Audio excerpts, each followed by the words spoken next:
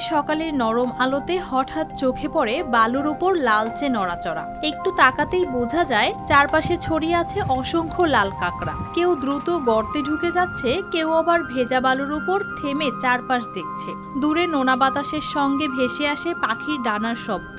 সমুদ্র তখন শান্ত, ঢেউগুলোও যেন একটু ধীর। ঠিক এই মুহূর্তে দাঁড়িয়ে মনে হয় প্রকৃতি নিজেই গল্প বলছে।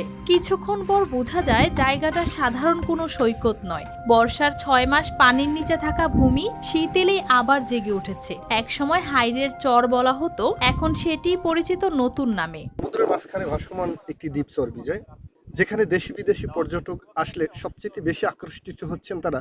এখানে অতিথি পাখি এবং প্রচুর লাল কাঁকড়া আছে, যেগুলো দেখে তারা অত্যন্ত মনোমুগ্ধ হচ্ছেন। ধীরে ধীরে পর্যটকের পায়ের ছাপ পড়ছে নরম বালুতে। কেউ বিস্ময়ে তাকিয়ে থাকে লাল কাঁকড়ার সারি দেখে, কেউ আকাশের দিকে চোখ তুলে দেখে অতিথি পাখির উড়াল। এই চর ঘিরেই চলে আশেপাশের জেলেদের জীবন। মাছ ধরার ফাঁকে তারা বিশ্রাম নেয় এখানেই। এখন সেই চরে যোগ হয়েছে ভ্রমণ পিপাসু মানুষের আগমন। আর এখানে দর্শনীয় স্থানের মধ্যে আছে চর বিজয়, যে স্থানটি আসলে অনেক সুন্দর। এটা হচ্ছে সমুদ্রের মাঝে, ওইখানে আপনার নানা অতিথি পাখি দেখা যায়, সাথে আরো আছে লাল কাঁকড়া, যেটা দেখলে আসলে এখানে গেলে আপনাদের মন ফ্রেশ হয়ে যাবে। কুয়াকাটা থেকে নৌপথে আসতে সময় লাগে প্রায় 1 ঘন্টা। স্পিড বোটে এলে সময় কমে আসে অর্ধেকে। চর বিজয়টা, ওখানেও লাল কাঁকড়া আছে, ওখানটাও সুন্দর।